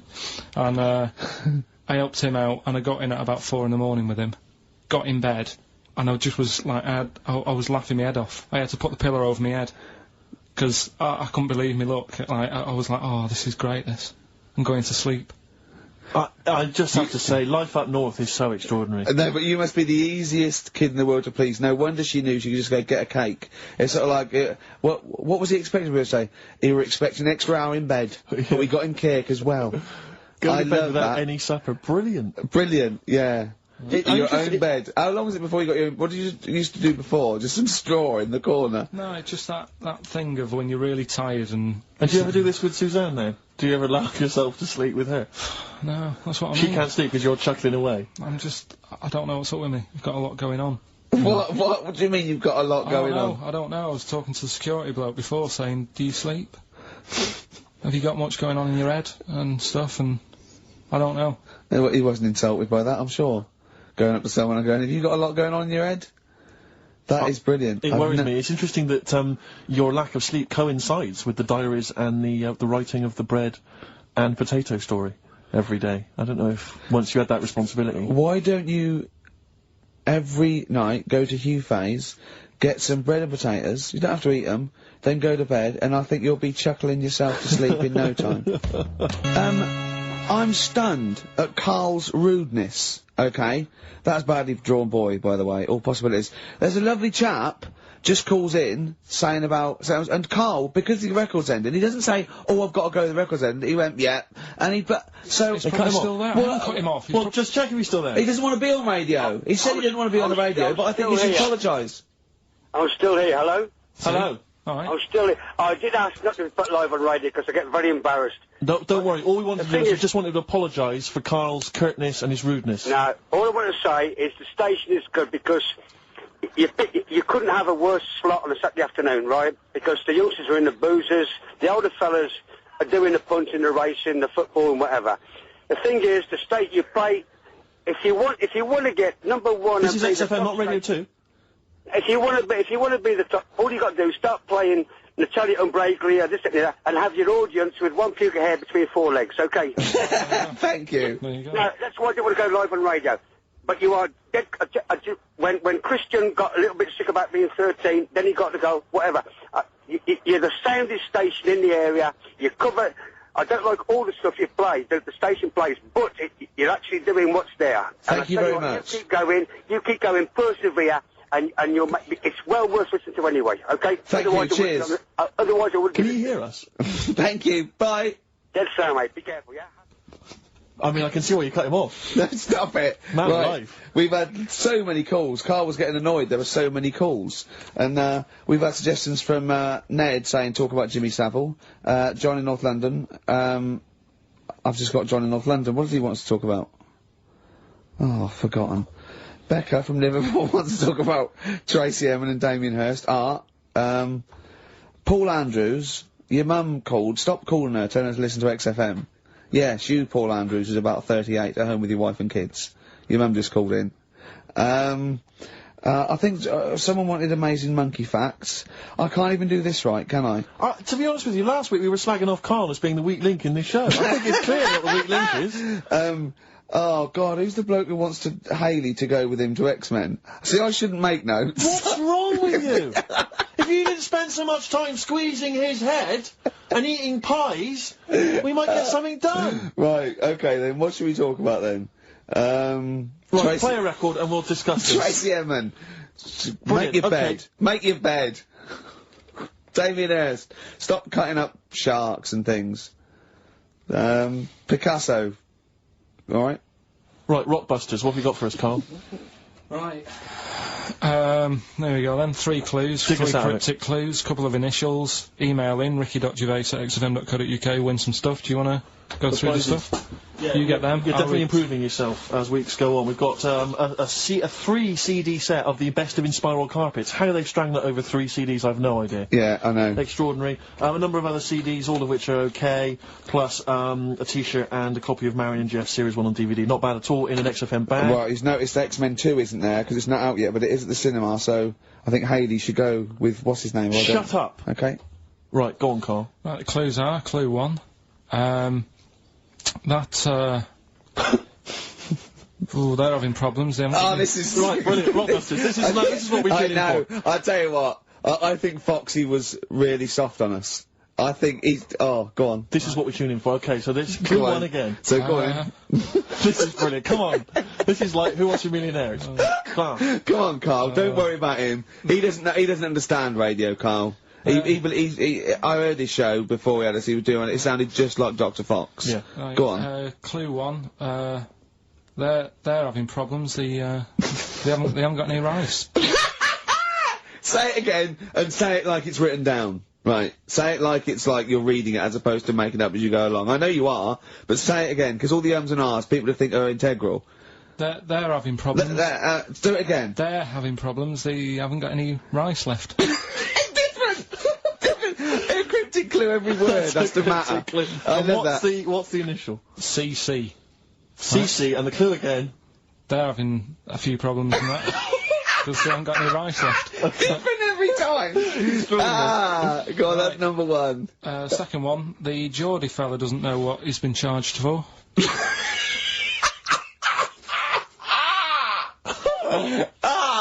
Okay, and what's the initials there? BW. Oh. The Geordie fella doesn't know what he's being charged for. Right. And the final one, if he had 2 bricks, and he had to throw them at 2 women, right? Stop! Right, you've got to go through this without going, right? Oh, yeah, just do it again. Just say it again. Think what you're going to say, then say it. I had 2 bricks. Oh, no, it was if I had before. Well, I've got to Stop it a minute! Stop! Because I'm going to burst. Right, Karl, work out what you're going to say and say it. Right. Okay, just calm down. Okay, Can we just calm down, everyone right. calm down? Okay, right. I had 2 bricks to throw at 2 women, and I didn't hit either of them. Right, okay. The initials MM. Right, so Okay. quickly again. They haven't got any I've rice. got that! I've got that, and it's brilliant! That is a brilliant one! Okay. Right. they've run out of rice, they've got problems on their hands. CC, right? The second one, Geordie fella doesn't know what he's being charged for, right? BW, and I had 2 bricks to throw at 2 women, didn't eat any of them, right? That's MM. Email in, ricky.gervais@xfm.co.uk. Brilliant, play a record. Win some stuff. It's email only, ricky.gervais@xfm.co.uk. Oh. White Stripes, Seven Nation Army on XFM 104.9. Karl, are you thinking of starting a family? Only if, like, an accident happens or something. Yeah. Were you there, Rick, when we were chatting about this the other day? Oh, yeah, no. What did you say, Well, Karl? we were talking about his career and that, because he's on MTV, and I was going, oh, you got to do this now. He's going, look, if it happens, it happens. I've said to Suzanne, if it happens, it happens. She goes, well, what are your plans? Same with baby. She said, are we going to have kids or not? I go, look, if it happens, it happens. I go, well, how would it happen? He goes, if a condom splits. Amazing. I love the idea that that's the way you plan for a child. Imagine telling them that. Where was I conceived? Can't remember. The condom split. Yeah. You're an accident. I love that. The romantic nature of that is I was just told I was an extraordinary. accident, but, you know, it doesn't matter, does it? Yeah, it doesn't matter. That makes a lot of sense. Yeah, but it doesn't Well, matter. do many people sit down and say, right, do you think we should? Yes. Well, as they lay down. Yeah. I'm busy. You can't sit down, you haven't got time for that discussion. No, it doesn't mean the conception. I think it means bringing up a child till it's 18. But the thing is, as well, it's one of them, innit? It's like, if you think about having one, you go, well, the sort of negatives, you know, outweigh the positives. Yeah. I think. Right? Go on. But if you have one, you go, oh, it's not that bad, is it? So what are the positives and what are the negatives? Like I say, the negatives outweigh it. I can't think of that many positives. They get in the way, don't they? Mm-hmm. Cost you a lot. Costs a lot of money. Same with marriage. Like Suzanne saying, we'll get married, so what for? Well, marriage doesn't cost anything. Well, it does. Well, no, if you go to the registry office and then Yeah, buy a house. but then what's the point? Well, tax breaks, you know, presents. I don't think you get them anymore. Don't you? I looked into that. You old romantic. What would you rather have, a ring or a 3% saving? yeah. Oh, I love it. I love it. Well, I don't see the point anyway. I got down on one knee and presented her with some inland revenue forms. yeah. Just to show the benefits. That is great. I mean, if you are planning it, I think you've got to involve me and Steve in the radio station, because it'll be, I mean, you take quite a lot on, don't you? Mm. So if you've got a kid at home and you're not sleepy, you haven't slept since you were 12, you've got this, you've got MTV, you've got a kid, you know, it might be one step too far, because I wouldn't want to push you over the edge. Well, Now, see, go on, sorry. No, I just was going to say, I was talking to Suzanne last night about it and saying, you know, about earning money and that, and she said, well, you're already sort of earn a little bit more than me, so, you know, if you get loads of money, she said, I'd be happy staying at home and doing nothing, maybe looking after a kid. I said, oh, so that's not happening. Right. I said, I could have a load of money now tucked away, I could have won some money and I wouldn't tell you. I still want sort of that check offer every month. Because I get a check offer to sort of pay the bills. Yeah. And I think you need to keep that in a relationship. Sure. Do you know what I mean? Work as a team. Yeah. Yeah, that's not working as a team. Of course it is. Well, no, you share everything. Sharing everything is working as a team, Yeah. whether you Look, earn you most or whether stashing you... some 35 grand back. It's not like you think that, oh no, if I won the pools, but I give her half, she'll get lazy. She'll just sit around the house doing nout. So she's still got to go to work in a job she hates. Yeah. I'll tell you though, she thinks that it'd be the worst thing that could happen if we got a load of money. Because she'd want to go to Egypt, I'd say I'm not going. Why would she want to go to Egypt? I don't, that's what I said. No, why would she? Why does she want to go to Egypt? She wins a lot of money. She said it's meant to be pretty good. So the incredible wonders of the pyramids and the Sphinx and so on, that's not of any interest to you? I've seen it though on the telly and that. I don't want to go all that way just to see it. Exactly. Right. Yeah, exactly. That's Do you experience other cultures, other lifestyles? Travel broadens the mind? Well, you don't. No, not really. You've seen enough different ones here, haven't you? Yeah. There's parts of Wiven. Oh, you haven't seen yet. Yeah. Okay. Well, you don't want to make enough money. You don't want to make a lot of money because you're worried that Suzanne might want to go to Egypt. And then that'll be. No. And that's I going to don't tear want you to tell apart. her that I'm making a lot of money. I can still tuck it away. Right. And what will you do with it? When But when are you going to spend it? What when are you spending turn it on? up in a big converted limo, it goes da da da da da da da da da da da da da da. Come on, we're going to bingo. Where'd you get the car from? Never thee mind. Right? Won't she be suspicious? when you've got a pet chimp. You know what I mean? What are you? I mean, yeah. What would you spend it on? Is there nothing that you want for? No, I've never. No, there's now at the moment. Honestly, I'm quite happy. Do you know what I mean? I don't ask for much. But you're not happy. You're always whinging and moaning. Always whinging. Clearly, there's something wrong. What if someone gave you? Well, okay, right. Let's be serious. We're not talking about billions, right? But if someone gave you a cash injection, just a one-off cash payment of £250,000, okay, what would you do with it? I mean, that's too easy, because that should obviously be a house. That should be the best house you can find in London. I'd probably want to go and see a tornado. Right. That's on your list. Okay. In many ways he's so sweet, but I want to shake him. Can I just point out to you, Karl, I don't know if you know this, but if you get caught in a tornado, you do not whisk off into the magical land of Oz. And land somewhere nice. Yeah, and crush a witch. Still in your rocking chair. Yeah, it doesn't happen. It's quite dangerous. But you'd go into your tornado, number one, fair enough. Number two? What brochure is that in? That one? It's Texas, isn't it? Okay. Oh. Number two? Texas. So he's got tornado number one. What brochure is that in? Number it's two. Texas, isn't it? It's Kansas, I think, mainly. Well, I noticed someone's emailed here a link for, can you believe you luck, Karl? Monkeys for sale. Now, I don't endorse this in any way, but here you are, here's a monkey for sale here. Oh, that's terrible. $2,500. It says, male, very smart little guy, loves to play and gives kisses, wears diapers and clothes, has been around lots of people and loves them, healthy and loves to eat. Sounds like Ricky. How much is that? Well, it wasn't Karl, but it says loves to be around people. Yeah. There's a gibbon there. A gibbon for... Too pricey, though. It's like that Donald McIntyre programme he did, that Cheapest Chimps programme. He didn't do Cheapest Chimps. He didn't do a programme called Cheapest Chimps. You're saying that, but... Well, he didn't. There's at no point did Donald McIntyre do a programme called... Play a record a minute. Play a record. Lynyrd Skynyrd, of course, Sweet Home Alabama. Always worth a play, I think maybe once a month. Yeah. Brilliant.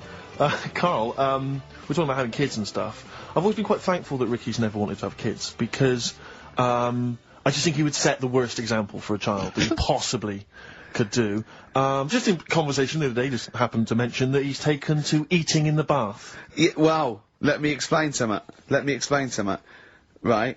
I've got busy schedules, yeah. I get up, I meet Steve at a certain time, then I go, oh, I've got to go at 3:30 today, Steve, I'm working out at 4, I work out 4 till 5, I have to have something to eat before I go out, and I often meet Johnny for a beer at 6 or something, or go somewhere. So, I thought, oh god, if I go around and have a bath straight after, then I have something to eat, I go, well, I've got, sometimes there's chicken legs, right, and they're greasy. So one day I thought, hold on, I'll go to the bath with the chicken legs, I'll eat them in the bath, and it's brilliant. So I'm sitting in the bath, I eat the chicken egg, it's really greasy, right?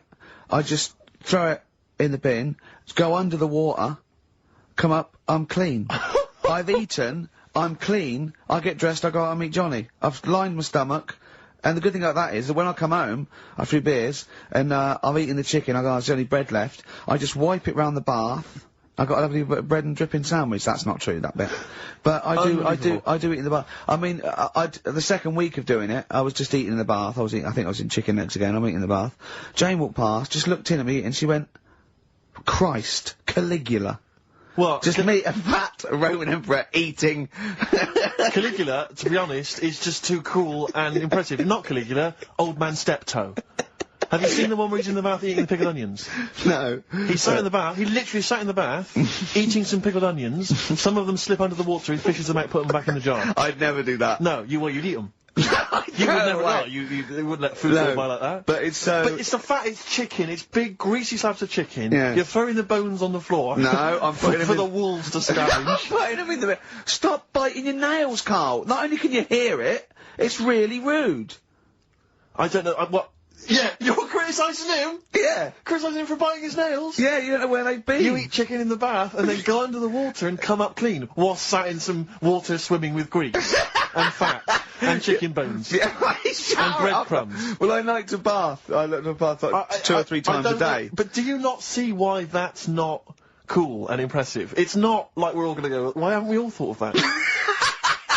To be honest, though, Steve, that is the only time I eat oranges. I know what you mean. Yeah, that's, I've always thought that, and orange, I go, oh god, this is too annoying, and I don't bother eating oranges, unless they're tangerines, you can peel them in one and put them in one. I don't have big Jaffas, there's just not, it's not worth it. What is wrong with you? Firstly, have you ever thought about cutting an orange into 4 quarters with a knife? Waste. What do you mean a waste? More washing up.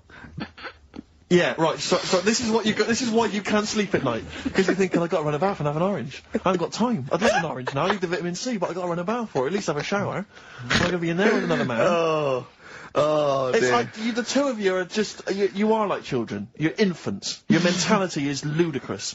And you're embarrassing us in front of our special guests. Oh, yeah. I can't believe it. Now, of course, last week we've had tattoo here. We've had a number of letters, Rick. I'm just reading them now. Saying, last week, loved your interview with Chris Martin from Coldplay. Yeah. Genius. Another one here. Great insight into the man who wrote Yellow and Clocks. Yeah. Fascinating. Yeah. Steve Merchant's interview with Chris Martin was amazing. He showed his own TV show. Yeah. Just some of the letters we've received, Rick. Yeah. So this week, we're very lucky to have with us Russian pop act Tattoo. Round of applause for them.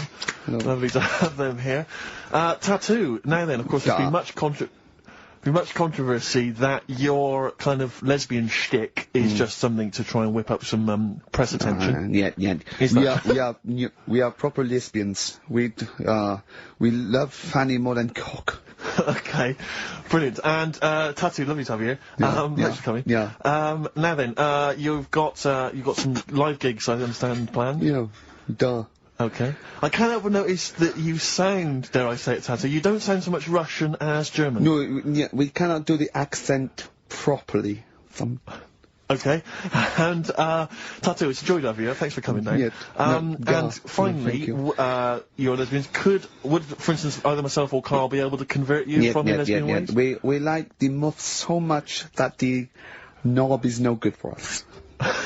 Alright, well, thanks very much, Tattoo. Yeah, thanks, Tattoo. Thanks very much. Cheers. Extraordinary. So- Next week, share. Brilliant. So if you've got any guests, special guests you love us to interview, then let us know. Ricky.gervais@xfm.co.uk. Carl's face. And we'll try and get there. Oh, dear. Play a record, Carl. Rockbusters answers next. I was going to say, well, do you want to do that? No, let's do it next. After the Just record. was gonna say something. What were you going to say? About gays and that. What? In a bit. What were you going to say? Oh, we'll look forward to that. Martina Topley Bird. Need one on XFM 104.9. Right, there goes the girls from Tattoo. See you later. Well Thanks, done. girls. Cheers. Lovely Right, couple of lesbians Carl, what were you saying before we cut you off? Yeah, it's just that, you know, you had the girls in and that, and it reminded me, I was talking to Steve in a week. Yeah. I think it's, when people were talking about going to Stringfellas and that, Yeah. I was talking about seeing naked people. No, yes, I asked him, I said, when he used to watch, say, if he accidentally flipped onto BBC Two and some ballet was on, would his eye ever been drawn to maybe the gentleman's lower regions rather than the ladies'? The gentleman's package. Yeah, would your eyes ever be accidentally drawn to that and you couldn't resist it? And you said yes. Yeah, because, right, Oh, and I don't dear. think I'm, Oh, dear. Well, go on, I mean, fair enough. no, right, I'm always looking at the beautiful ladies, but fair enough. yeah, No, go on. but, right, Have you ever looked at Wayne Sleep's testicles? I went out, Have you ever looked at Wayne Sleep's penis and testicles? I went out on a night out, right, and it was it got to some point in the night where 2 women and 2 fellas got on the stage, Right. right, started stripping off. Yes. Just what, members of the audience? No, I think they were, like, part of the act, right, Right. and, What was this, panto? they downed the fellas had, like, their undies on, and the girls just had their knickers on, Yeah. right, and, Sounds pretty erotic at the moment. Go on. and at the same time, they all whipped their pants off, Yes. right? It was Now- Spuck's Fizz, wasn't it? The adult show. Now, I said to Steve, at that point, Sorry, I wasn't there. He said it to me later. yeah. I said, well, you have a quick glance at the fellas. And then the annoying thing was, I thought, right, now I'll have a look at the women, and it was too late, they put the knickers on. How long were you looking at the fellas? Not that long, but But it why was were you like looking at them first? it's human nature, innit? Why? I don't know, but I'm sure you would have done the same thing. You just Why? sort of think, well, how are they shaping up? So it's a comparative test. So who had the biggest knob? Which one of the blokes had the biggest knob? No, it's like, normal. But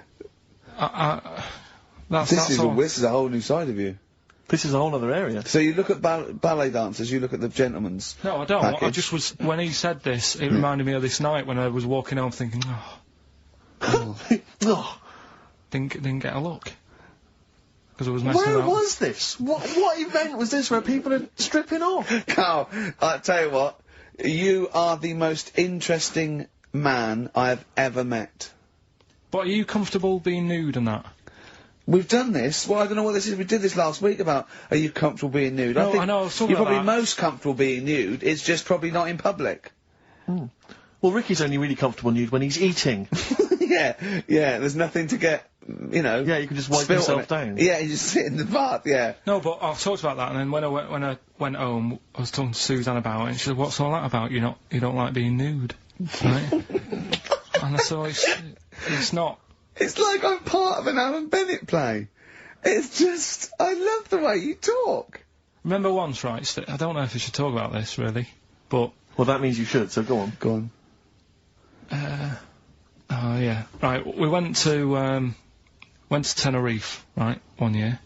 And I was still living in I'm Manchester. scared now. Yeah, that I don't know Wayne what's said that. I'm actually No, scared. I'm thinking about Suzanne, but she's Well, working. I don't want to know anything about Suzanne, Come to be on, no, honest. but If come it's on, really- It Go on. involves me more. Let's Go hear on, the story. go But on. I'm just explaining to you that I don't like being nude. Yeah. Go on. So you're in Tenerife. In Tenerife, right? Didn't have much money. Stayed in this apartment that wasn't that nice, right? Had cockroaches in it and stuff, right?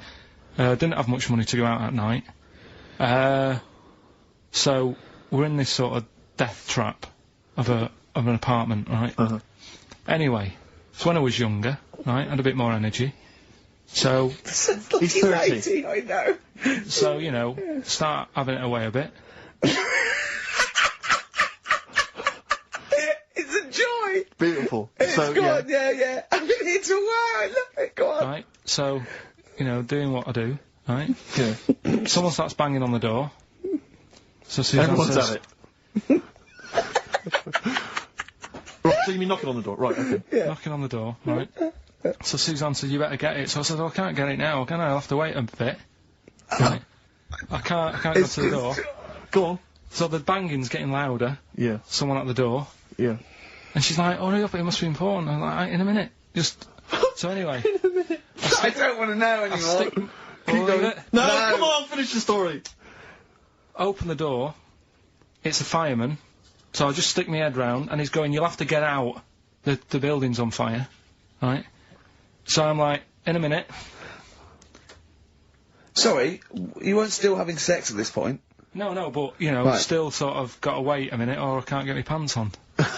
Oh, Carl, I wish I'm so sorry. Right, go on. To this So then. now, So the, what- the place is burning down. So it could be a serious big fire going on. Yeah. I'm sort of waiting. You can hear people sort of screaming and that, panicking. Is that because the door's open and you're nude? The fireman's saying, will you get out, will you get out? I'm saying, in a minute. Right. And Suzanne was saying, you know, think of something that's not sexy. Sure. So I was thinking of people, you know, thinking maybe down in a fire might sort of calm you down. Yeah. Then the fireman said, we need a big pole. Yeah. Yeah, Sure, go on. But what I'm saying is, that, to me, I wouldn't have wanted to go out and be safe over, do you know what I mean, over being naked. I don't like walking about without on. So what I'm saying is, even if that fire... I love the idea of everyone huddled in there with all the firemen. It just, the camera's fans along and it's Carl. Yeah, a Just typical news report. naked. With still But would standing you, crowd. would you have gone out, we're now on, But why do I have to go out with now on? I just grab a pair of jeans.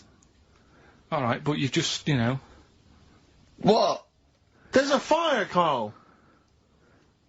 Yeah, but can See, you no, imagine not if you- everyone looks at men's packets. That's only you, remember. Most of the other firemen wouldn't be going, oh, look at him. But He's what I'm pleased- interested in is he's how pleased long... to see us. Carl, how long did it take? And did the thought of dying in a fire help? After a bit, but the fireman sort of had a go at me. Sure. What do you mean? Well, he wasn't happy that I was dawdling. Well, to be fair, But what can you do?